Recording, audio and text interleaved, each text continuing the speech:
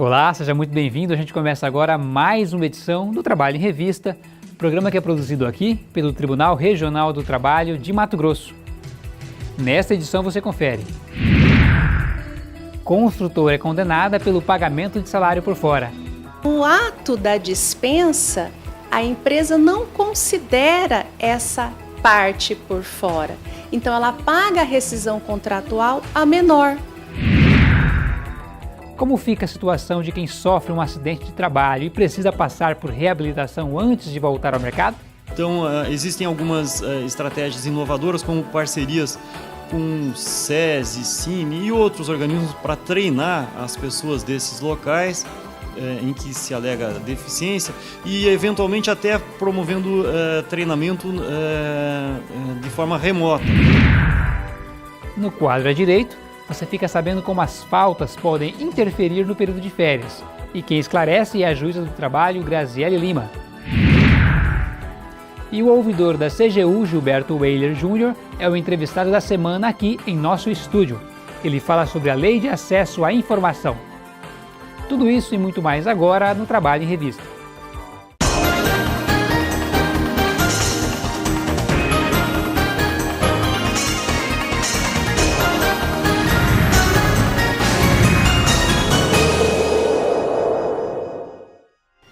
E você sabia que a prática do pagamento de salário por fora, quando a empresa assina a carteira de trabalho com um valor inferior ao que efetivamente é pago, implica em sonegação aos direitos trabalhistas e tributários? Por causa dessa prática, uma empresa da construção civil foi condenada pelo TRT de Mato Grosso.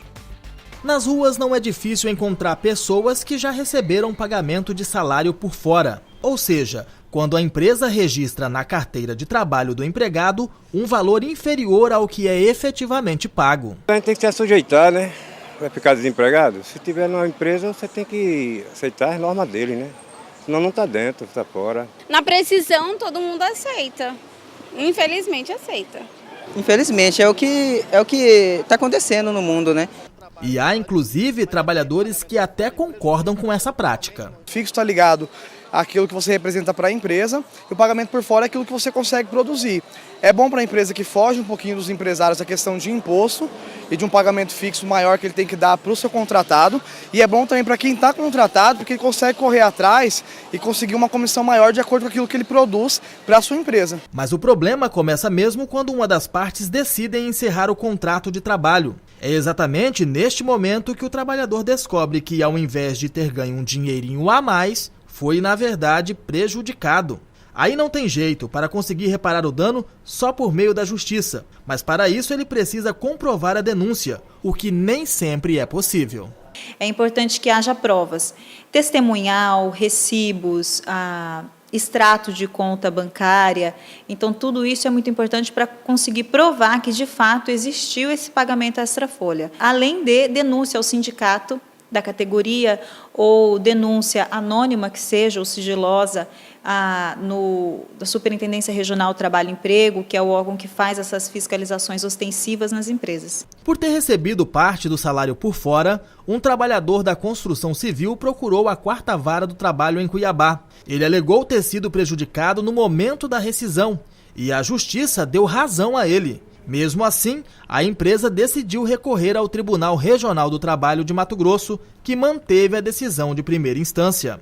A segunda turma do TRT reconheceu que o ex-empregado recebia R$ 400 a mais do que o registrado em carteira. A construtora deverá considerar este valor pago por fora nos cálculos das verbas rescisórias, que inclui férias, 13º e FGTS.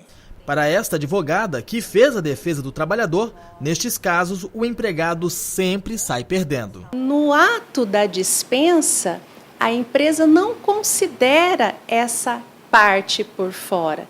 Então ela paga a rescisão contratual a menor, porque ela não considera para fins de cálculo de aviso prévio, de férias, de 13º salário e o próprio recolhimento do FGTS e da multa de 40%.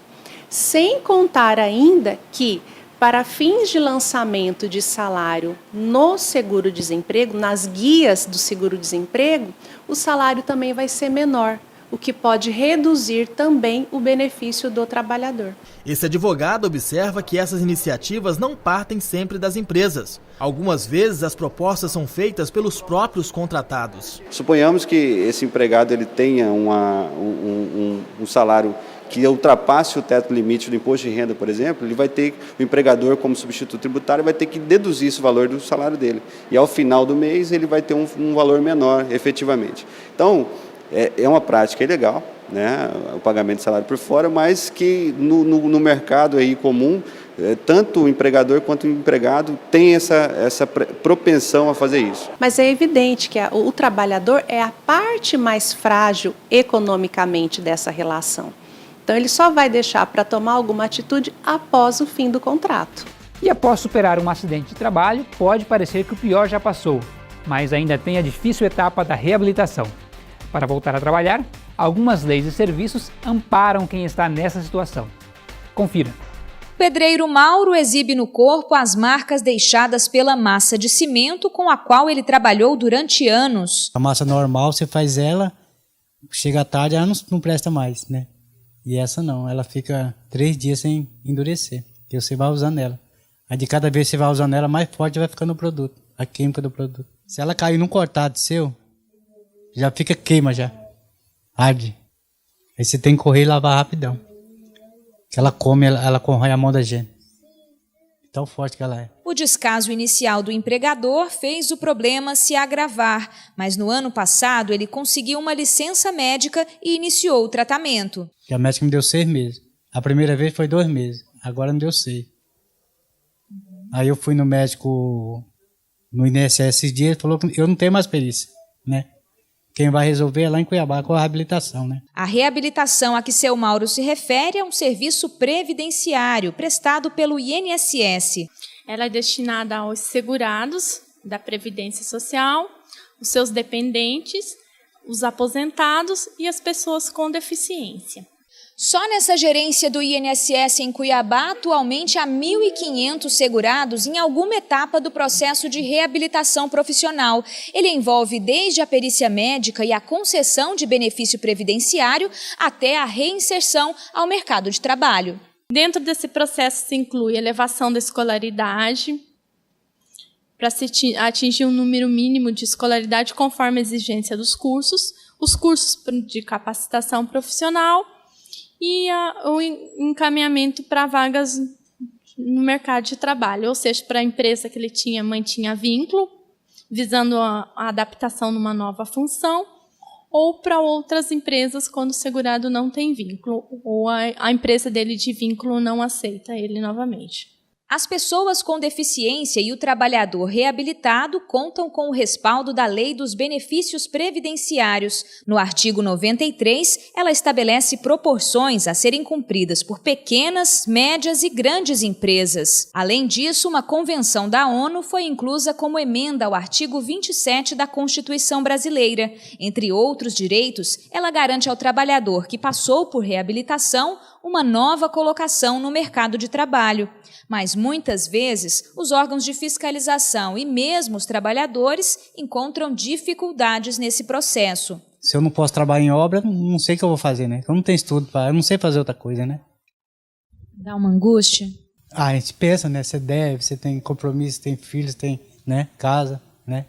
Fica difícil. E o argumento recorrente é que há dificuldade de identificar na sociedade pessoas qualificadas para as funções em que eles teriam que alocar. Então, há um trabalho permanente em relação a essas maiores empresas, mas não apenas com o viés punitivo ou sancionatório, também de orientação e de construção de uma alternativa. Então, existem algumas estratégias inovadoras, como parcerias com SESI, Cine e outros organismos para treinar as pessoas desses locais em que se alega deficiência e, eventualmente, até promovendo treinamento de forma remota. A reabilitação profissional é oferecida em 620 agências do INSS em todo o país. Dados do Instituto mostram que, em 2012, mais de 17 mil trabalhadores contaram com o benefício. São muitos casos com êxito que o segurado nós temos, por exemplo,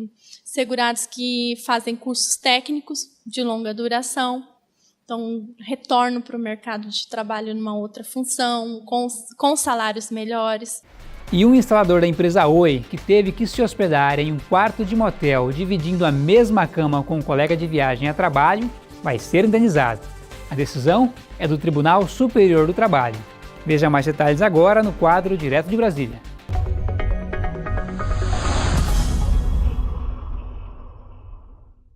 O recurso da Brasil Telecom, a Oi, era contra a decisão do Tribunal Regional do Trabalho da Primeira Região, no Rio de Janeiro, que condenou a empresa ao pagamento de R$10 mil em indenização ao instalador, por considerar que o ato de colocar 2 empregados no mesmo quarto de motel configurou constrangimento capaz de ensejar a reparação financeira. De acordo com o processo, durante uma viagem de trabalho em 2006, a empresa hospedou por cerca de 30 dias 10 empregados em 5 quartos de um motel em Jacarepaguá, no Rio de Janeiro. Por dividir o quarto e a mesma cama com outro colega, o instalador alegou na justiça ser alvo de piadas. A Oi negou que tivesse exposto os trabalhadores à situação constrangedora e afirmou que zelou pelo bem-estar dos seus funcionários, oferecendo-lhes acomodações dignas e confortáveis.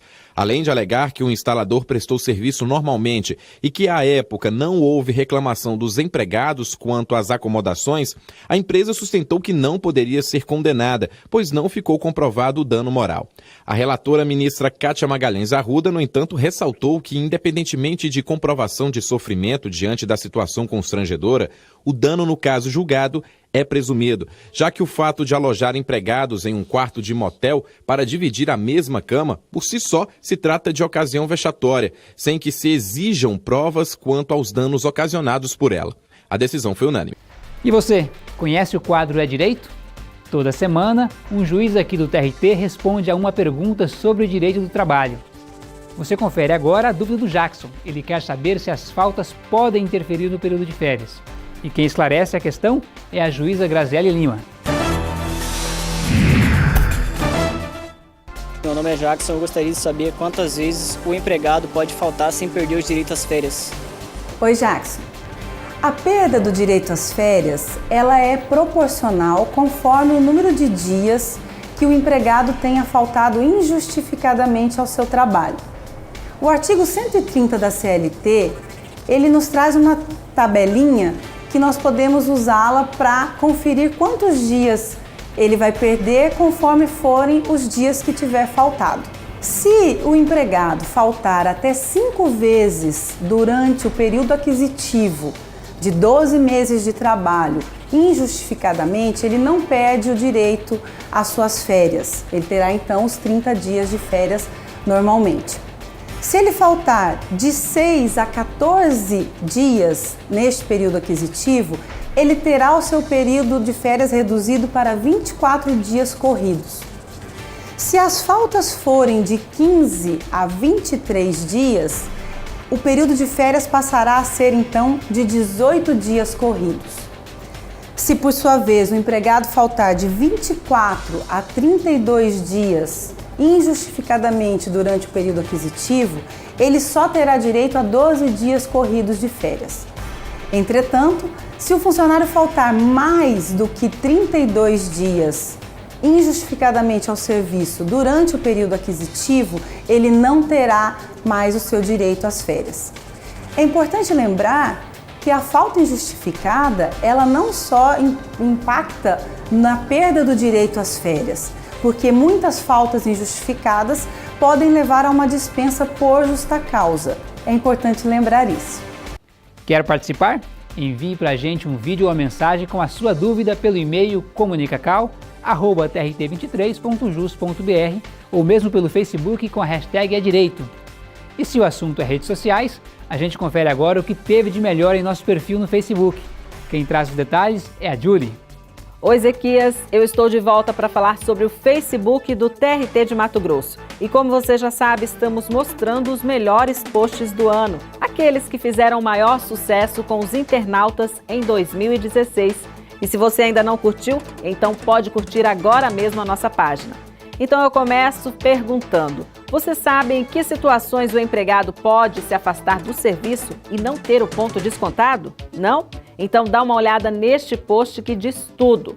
em casos de doação de sangue, tirar o título de eleitor, casamento, trabalhar como mesário nas eleições, para cumprir serviço militar, quando prestar vestibular, licença maternidade, licença paternidade, para comparecer em juízo por motivo de saúde, para acompanhar a esposa no médico ou o filho e luto. Como você viu, né? A lista é grande e a galera curtiu. Afinal, é bacana saber todos os nossos direitos como trabalhador, não é mesmo? Foram mais de 400 compartilhamentos e vários comentários. A Tielen Ximenes explicou que isso está na CLT e as faltas são justificadas. Isso mesmo, Tielen. Todo mundo atento. Agora vamos falar de algo muito sério, que foi este post do atestado médico falso na empresa para justificar uma falta. Isso é algo tão importante que muitas pessoas acham que não correm risco, mas correm sim, desde uma justa causa até cadeia. Pode parecer que não, mas muitos fazem isso sim. O post é tão interessante que rendeu mais de 4.300 compartilhamentos e muitos comentários. A Milena diz que seria legal colocar um aviso desses no mural. É bem por aí mesmo, hein, Milena? E você gostou? Então já sabe, para ficar bem informado sobre direitos e deveres do trabalho, é só curtir a nossa página, TRT Mato Grosso. Eu fico por aqui, mas semana que vem eu tô de volta. E você continue conectado com a gente no nosso Facebook. Zequias. Obrigado, Julie. E no próximo bloco, a entrevista em estúdio vai ser sobre Lei de Acesso à Informação com Gilberto Valer Júnior. Ele é ouvidor-geral da Controladoria Geral da União. Não saia daí, que a gente volta já.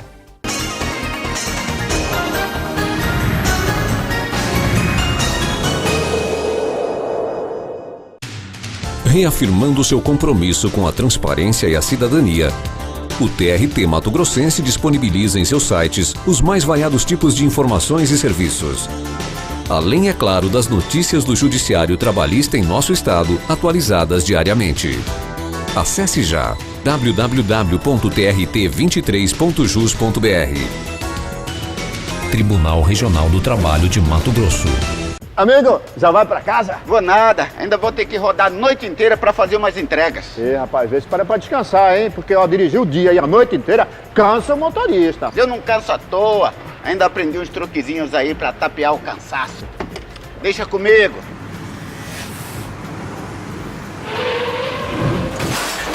Viu o que eu te disse? Trabalho direito é trabalho seguro. Pior que é.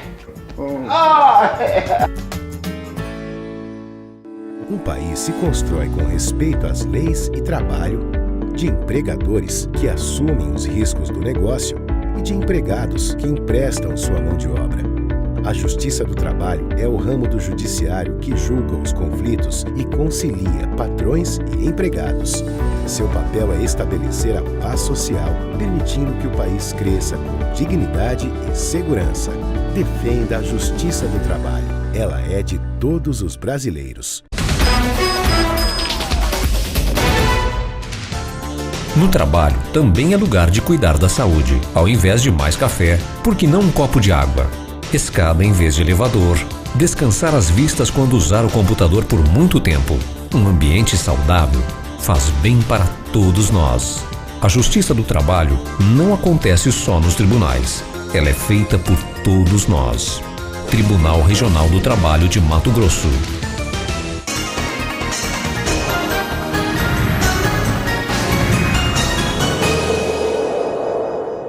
Olá, nós estamos de volta com o Trabalho em Revista, agora para bater um papo com o ouvidor-geral da União, Gilberto Valer Júnior, que vai falar um pouquinho mais sobre a Lei de Acesso à Informação, mais conhecido como LAI. É isso mesmo, né, doutor? Isso mesmo, Rafael. Doutor Gilberto, vamos começar falando da criação dessa lei. Quando que foi criada e para que foi criada? Sim. Na verdade, a Constituição de 88 já trazia a previsão de uma lei que cuidasse da transparência. Só que ela só veio a ser editada em 2011, dia 18 de novembro de 2011, e regulamentada e entrou em vigor com 6 meses, em 16 de maio de 2012. A partir da criação dessa lei, o cidadão ele passou a ter mais acesso à informação. No início, tinha um pouco mais de dificuldade, mas com a chegada da tecnologia, isso facilitou bastante. Hoje o cidadão pode entrar no site de qualquer instituição e conseguir todas as informações, ou essas informações estão lá parcialmente? Na verdade, sim, não tem como um site trazer todas as informações públicas. E a gente não tem como adivinhar o que o cidadão quer, ou do seu dia a dia. Então, efetivamente, algumas informações, elas estão disponíveis em todos os portais de cada órgão, mas se o cidadão não encontrar, ele faz o pedido de acesso à informação que ele deverá ser atendido num prazo de até 20 dias. Quais são as regras para fazer esse pedido? Tem regras? Na verdade, basta ele fazer um pedido específico, ele saber o que ele está querendo e ele se identificar. Todo e qualquer pedido tem que ser identificado. Agora, tem cidadão que faz alguns pedidos um pouco até engraçados. O senhor estava dando uma palestra aqui hoje para vários desembargadores e servidores do Estado e de várias regiões do Brasil e contou alguns fatos interessantes de informações que foram solicitadas à CGU. Sim, na verdade a gente tem de todo tipo de pedido, né? A gente tem de controle social, aqueles que acabam influenciando a vida do indivíduo, mas tem também aquele cidadão que faz o pedido mais para testar o órgão, para poder fazer um mau uso da lei de acesso à informação. Quais os pedidos assim que a CGU não pode repassar, por exemplo, ao cidadão? Na verdade, como regra, a informação é pública. A exceção é o sigilo. Hoje, pela lei de acesso à informação, você não pode dar a informação, aquela que é cobertada pelo sigilo legal, como uma informação bancária, uma informação fiscal, aquela que é cobertada por algum tipo de classificação da informação, e isso só pode ser aquele que coloca em risco a segurança do Estado ou da sociedade, ou ainda aquelas informações que são de caráter pessoal e que tragam uma restrição de acesso, porque a divulgação da informação pode trazer algum constrangimento à honra e à imagem da pessoa. Em relação aos outros dados, como gastos públicos, salários, quantidade de servidores, o que é possível encontrar hoje nos sites de transparência? No portal da transparência do governo federal você tem o gasto e a receita do governo em tempo real. Tudo que foi gasto hoje, que foi pago hoje, amanhã já está no portal da transparência. A remuneração dos servidores, a listagem de servidores, as autoridades, os ocupantes de cargo em comissão, a estrutura do órgão, o horário de funcionamento, tudo isso está em transparência ativa. E o cidadão, para que ele possa solicitar, por exemplo, pessoalmente, quem ele deve procurar, onde ele deve procurar? No governo federal ele não precisa ir até o órgão. Ele entra no site www.acessoainformação.gov.br, ali ele faz um cadastro e faz o seu pedido. Ele vai receber por e-mail a informação e ali ele pode fazer recurso, ele pode imprimir a informação, salvar no seu computador ou fazer a utilização da informação como ele bem entender. A Justiça do Trabalho em todo o Brasil tem feito um sistema, tem mudado o sistema de transparência e tem feito isso em conjunto com as ouvidorias de cada tribunal. Como que o senhor avalia essa transparência e essa forma a mais de chegar ao cidadão? Isso é fundamental, a ouvidoria e transparência atuando em conjunto. Por quê? Porque a ouvidoria está acostumada a atender demandas de cidadão. Ele está acostumado a conversar com o cidadão. E não adianta simplesmente você dar uma informação de forma transparente. Você tem que fazer chegar o entendimento ao cidadão. Por isso a necessidade da utilização de uma linguagem cidadã, uma linguagem adequada para que o cidadão compreenda aquele tipo de informação. Isso é a prática, o dia a dia da ouvidoria. Qual que é a dificuldade hoje, por exemplo, de conseguir que os órgãos públicos possam estar atuando fortemente, principalmente nessa questão de transparência? Há uma dificuldade da CGU em relação a buscar esses dados, a expor esses dados ao cidadão? Na verdade, esse problema foi logo no início, que é a questão da cultura do arquivo, de como você armazena o documento, de como você trata aquela documentação, o seu acervo histórico. Como até então a administração ficava tranquila, porque ninguém poderia ter acesso àquela informação, salvo se mostrasse interesse, ela não cuidava do seu arquivo adequadamente. Com a lei de acesso à informação e o prazo exíguo para que dê a informação de 20 dias, a administração está agora se aprimorando nesse tratamento. Hoje, então, também é possível conseguir dados de bancos públicos, por exemplo, como Caixa Econômica Federal, Banco do Brasil, BNDES. É possível conseguir esses dados de financiamentos públicos, doutor? Na verdade, o que acontece? A informação bancária está restrita pelo sigilo legal. Todavia, algumas outras informações são acessíveis, como o contrato de patrocínio, a questão de pessoal, a questão, às vezes, de um relatório de auditoria socioambiental, que foi fundamento para a entrega de um financiamento. Então é possível sim, não há restrição para qualquer órgão público. seja estatal, seja administração direta ou indireta. Dentro da lei de transparência há também a informação pessoal sensível. O que isso significa? Informação pessoal sensível, nos termos do artigo 31 da Lei de Acesso à Informação, é aquela que possa, de alguma forma, trazer uma mancha à honra, imagem e vida pessoal do cidadão. Há possível também saber sobre pagamento de salário de servidores, quantidade de servidores. Tudo isso a gente encontra no site, todo esse processo? Quanto à remuneração e os servidores, todos estão em transparência ativa no portal de transparência. Você consegue a informação do servidor, aonde ele está lotado, aonde que ele trabalha, você consegue a remuneração dele, os descontos obrigatórios, valores recebidos a mais, como diária, como alguma indenização, está tudo em transparência ativa. Tem aumentado a procura do cidadão em busca dessas informações ultimamente? De forma exponencial tem aumentado sim. Depois da Lei de Acesso à Informação, mais do que dobrou o número de acesso à informação e a tendência é que 170 milhões de acessos sejam feitos no portal de transparência esse ano. A que se justifica esse aumento? Hoje a gente vê um combate à corrupção muito forte. O senhor acredita que tem ligação com esse aumento do cidadão querer buscar mais informação, de saber o que está acontecendo, como está sendo aplicado o dinheiro dele? Também. Na verdade, em 2012, com a Lei de Acesso à Informação, houve um grande aumento do número de demandas de acesso ao portal, principalmente pela questão salarial dos servidores. Muitos ficaram interessados para saber quanto que A ou B eu recebia. Todavia, depois com essa divulgação das grandes corrupções, dos grandes contratos, há um interesse até mesmo por exercício da cidadania, para que você faça o controle social, para que você ajude os órgãos de combate à corrupção no seu papel, que é combater a má utilização de recursos públicos. Encontrou algo suspeito ou errado, pode denunciar, né, doutor? Deve denunciar. E onde procurar? Ele pode procurar na ouvidoria. Na ouvidoria de cada órgão, e se for no governo federal, a gente tem um sistema muito parecido com o do pedido de acesso à informação no www.ouvidorias.gov.br. Eu quero agradecer a presença do senhor aqui no Trabalho em Revista e, claro, que o senhor contribuiu muito aqui com a informação também à nossa população mato-grossense. Obrigado, sou eu quem agradeço. O Trabalho em Revista fica por aqui, a gente volta no próximo fim de semana trazendo mais informações para você. Você continua conectado com a gente através das redes sociais ou do nosso portal na internet. Até lá!